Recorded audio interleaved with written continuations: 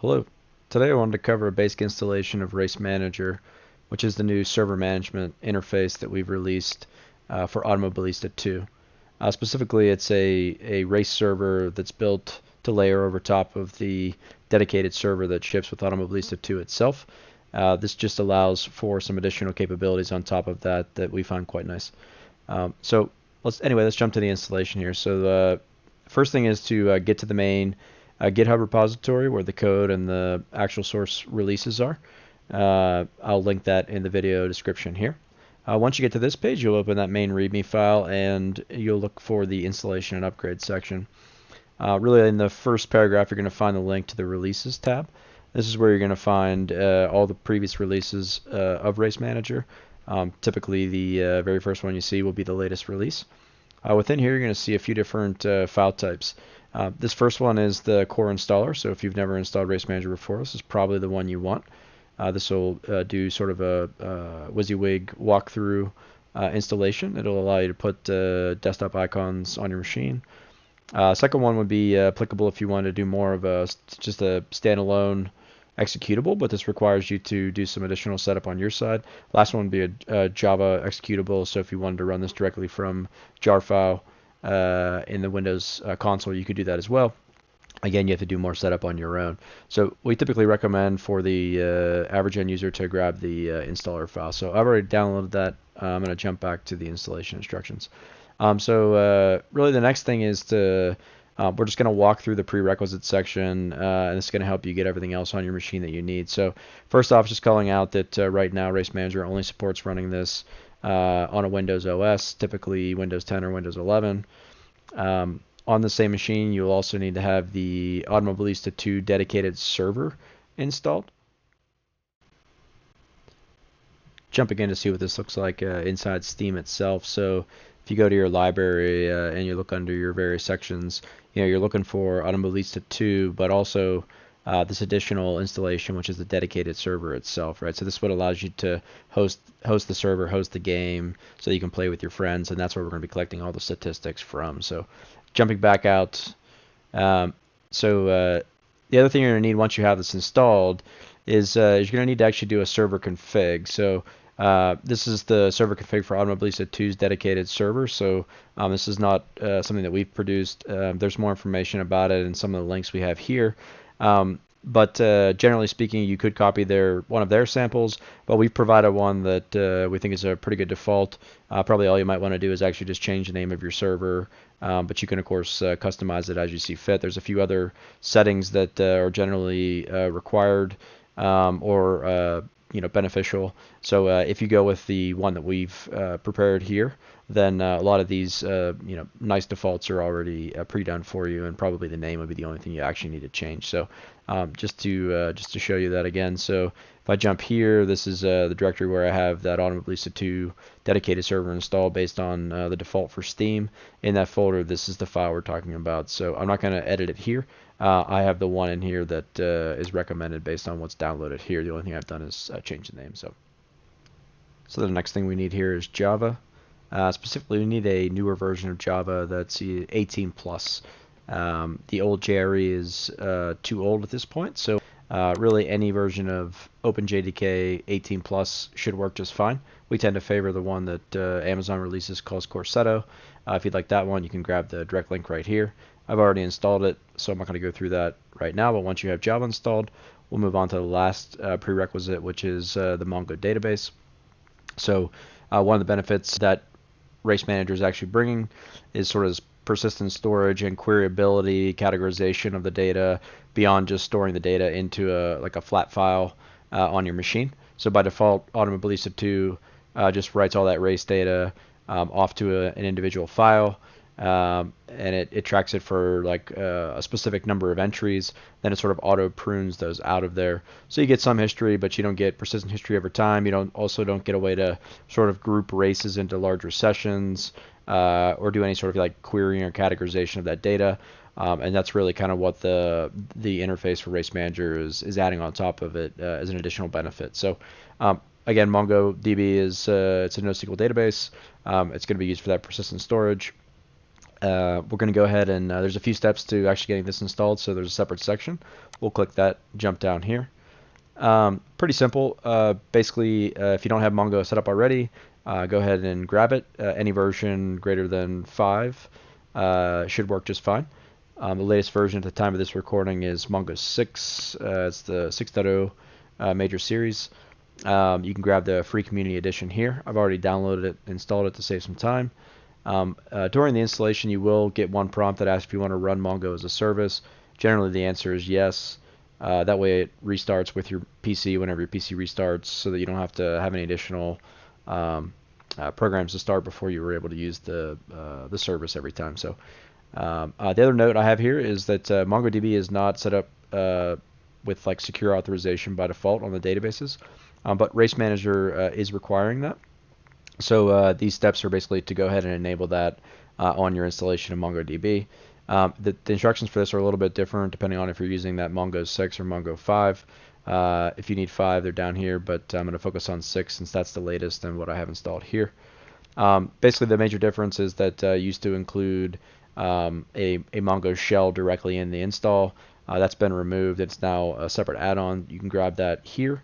When you download it, it's going to be a zip file. Just browse to wherever you downloaded it, extract the zip file, stick it wherever you want, the folder that it creates, somewhere else on your PC, and then be able to jump into that directory to launch this program. I'll go ahead and show you that. I've already done that step. So we're looking for this Mongo shell wherever you stuck it on your machine. Inside there's a bin directory, and in that bin directory is the exe for the Mongo shell itself. If we go ahead and double click on that, it's going to launch a Windows terminal for us. Again, security is disabled by default, so we can just go ahead and hit enter. It lets us right into the database, and in fact you will see some information about access control not being enabled. That just kind of confirms what I was talking about. And by default you'll see we're on this test database, so we want to actually get to the admin database, which is kind of where we're going to set the predefined user and credential for. So if we jump back out to the page, we're basically on this step right here, and this is going to be run regardless of what version of Mongo you're on. So you're just going to come in and you're going to hit this copy command that's going to switch us to the admin database, and it's going to create this user. You can change the user if you'd like to. By default it's Race Manager. It's the same as what the GUI prompt will be later, so it's easy to leave alone if you want.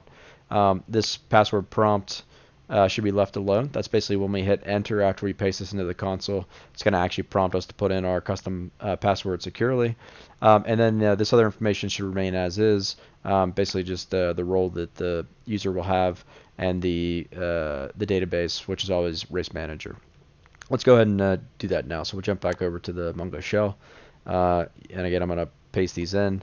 Say paste, and you'll see that it used admin, it switched to the admin database. Now when I hit enter, it's going to create this user, and you'll see it did prompt us for the password. You can put whatever you want for the password. I just have a special note here that you should avoid certain special characters, specifically the colon and the ampersand, as they create problems. After you put your password in and hit enter, really what we're looking for is this OK1 that's telling us yes, it accepted our password, it created this user, and we can verify that if we come back and copy this second command down below. This basically does an authorization check. So we hit this, it wants the password we just set. Again, if you hit OK1, that looks good, you're ready to go. You can close the shell now if you'd like to.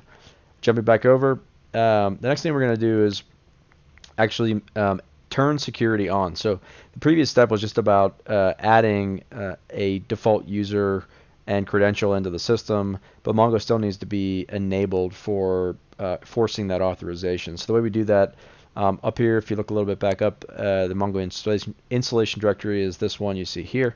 If you've left it alone by default and are running like the 6.0 series, otherwise you'll find the specific directory that you've installed into. Once you get to that, I've already got it open in this directory here. We're looking for this CFG, the configuration file. We want to edit this to turn security on. One call out here is that you must edit this file as the Windows admin or a user with admin privileges. You could generally use Notepad, which is already included with Windows, if you start that as an admin and then open this file. I happen to have Microsoft Visual Studio Code editor open, so I've already opened this file. it's got a kind of a neat interface for overriding those permissions, which I'll demonstrate here. But basically, there's a bunch of ways to do this, but you will need to just edit and save the file as an admin. But if I jump back out to the site, what we're looking for is this block here. So I'm going to go ahead and copy it.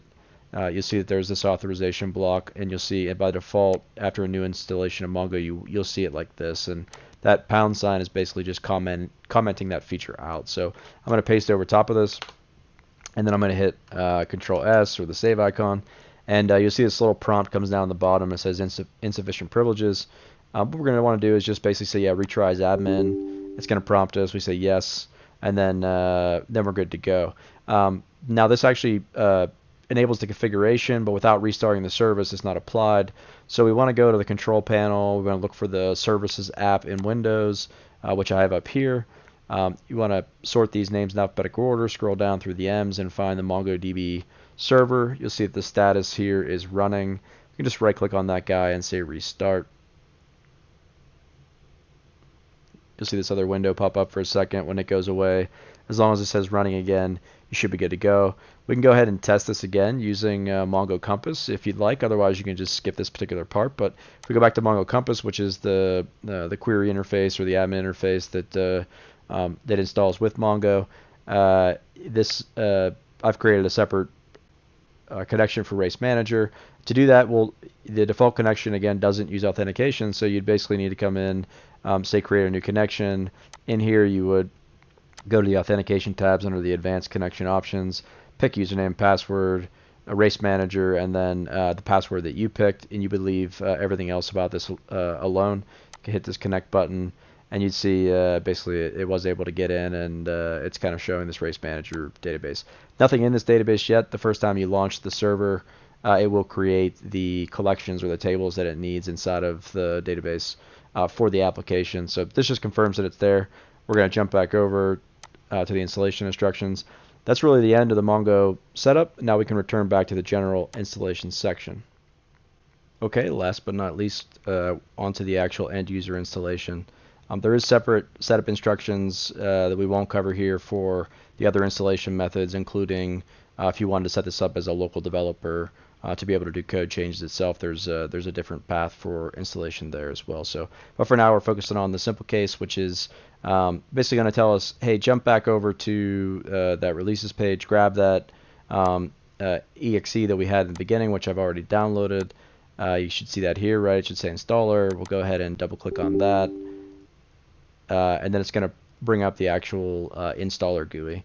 A lot of these defaults are meant to be pretty much spot on, so unless you've changed a lot of stuff throughout the setup, most of these are going to be as is. So this first screen is going to ask for information about Automobilista 2 or AM2, the game server itself. So this is that dedicated game server that ships with Automobilista that we installed as the secondary piece of that.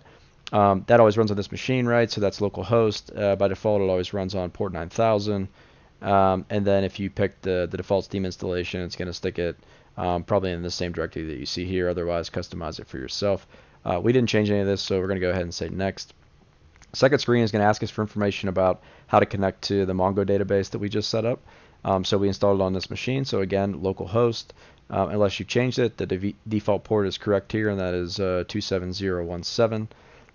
Remember, I said you could change the username. If you did that, go ahead and change this value to whatever you did. Otherwise, if you went with the one that you copied and pasted, Race Manager would be that name, so it's already filled in for you. Now just put in that custom password that you gave it and hit next.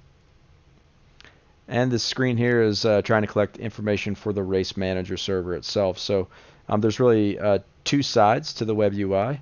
The first side is just a view that anybody that can access the page can see. So probably inside your home network, that's just you, any computer in your house. You can, in fact, if you want to expose that web page or that port, which is 8080, I'll show you that in a minute, to the outside world through your router, then you could actually let your friends see the external results as well, which is nice when you can pull it up on your phone and it is responsive. So you can actually be looking at it while you're in the middle of races. And then lastly, you're going to give it a password. We haven't set one yet, so this is actually setting it here. And this is what you want that admin password to be for the second side of the web UI. This is that admin side where you can create new races and new rotations, and where you can stop and restart the server, things like that. So go ahead and give it a password now. Hit next. Pick an install location. The default's probably fine. If you'd like a desktop shortcut, go ahead and check that off. We're going to hit install.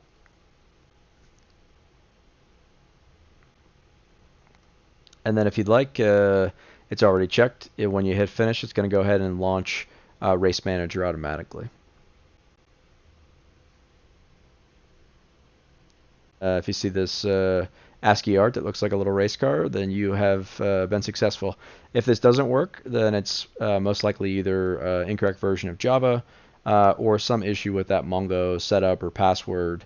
So you should double check those aspects. But now you're thinking, I thought it was a graphical application, and it is. What you're looking at here is more or less kind of the same console you would see if you had started the Automobilista 2 dedicated server directly. That's just a back-end service, right? So it runs inside the Windows terminal. The actual interface for Race Manager is a browser-based UI, which I will show you in a minute. But let's go ahead and just talk a little bit more about this console. So when you're done with this, you'll see this a note right here as well. But basically, to get out of the console, you want to do a Control-C versus just closing the console window itself. If you close this window, that basically closes just the terminal. It doesn't end the background process that is this. And then basically you need to restart your computer or use Task Manager to find Race Manager service and the Race Manager process and kill it. But you'll notice when you first start this up, you're going to see this message repeating itself over and over again because basically we're scanning about once every second to try to find race data. So we were collecting it in real time as you're racing. And right now it's not able to do that because it's missing a little bit of configuration. And that's because we basically haven't logged into the UI for the first time, where it sets up some of the final MongoDB collections that we're going to actually need. So let's go ahead and do that now. So I mentioned that localhost 9000 is where Automobilista 2's dedicated server runs. The web UI for Race Manager is I hit enter here. You're going to see that it loads right up in the browser. And you're also going to notice this error load config, right? It's basically, this is the pretty version of the same error that you saw in the console a few minutes ago. We're going to go ahead and do what it suggests, and then you'll see that console message start to change, and we'll be ready to go. So this is that, you'll notice basically it's just right off of 8080, no path here. This is essentially just the main page that anybody should be able to see if they can access the page itself. If we click the admin UI, now we're going to be asked to log in, right? So this is the admin user if you didn't change it. If you did, go ahead and put yours. And then whatever admin password you gave it for Race Manager specifically, so that last step in the wizard. And then we'll go ahead and hit login. And then we're going to click this manage server. If we pop back over to the console, and we go all the way to the bottom here, you see it's still going to show this same message that we're seeing before. So no active race session, no active rotation. That's what we're about to define. So the session is effectively a bucket of rotations or a series of races. You can think of it that way. And you can have multiple sessions. So let's go ahead and let's just go ahead and add a session, right? So we'll add a session, and you want to give a session a name.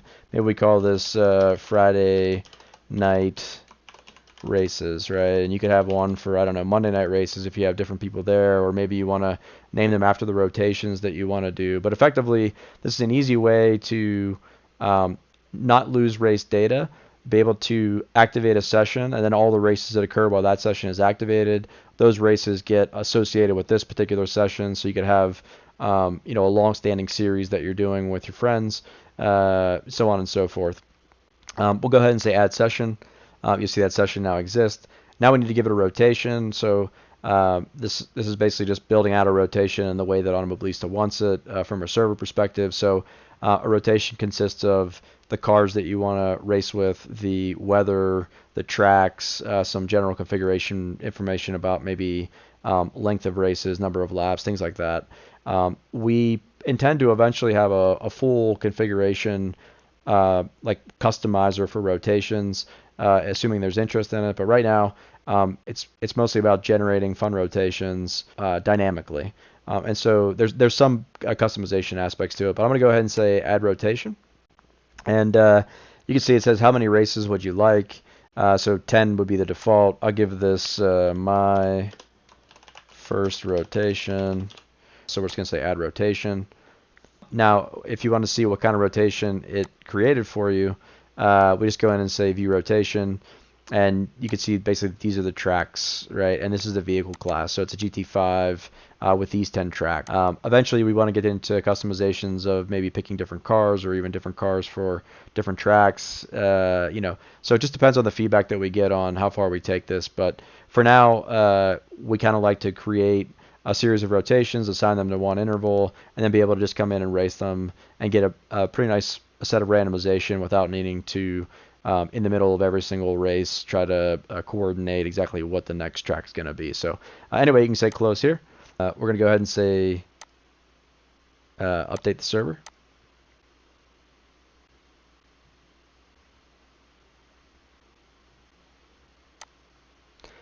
And after it's been updated, you'll see here it's changed from this error to now say game server cache rotation deleted successfully.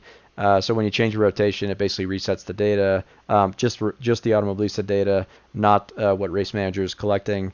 And now you can see that it says race event processing, nothing to process yet with a timestamp. It's checking at about 1 second intervals at this point. But this is where it is now automatically scanning for data and collecting that and scraping that and pulling that back into your Mongo database for long-term persistence. Again, if we come back to Compass and we do a refresh on this database here, let me just do a disconnect and a reconnect. Now when we drop this down, we actually would see the tables that have been created, right? So this is the server configuration for Race Manager. These would be all of your rotations, all of the sessions, and then the races that go within them, right? So if we actually came back and did some racing, you would see some data. So that's in the next tutorial. Hope this was helpful. Let us know if you have any questions. Thank you.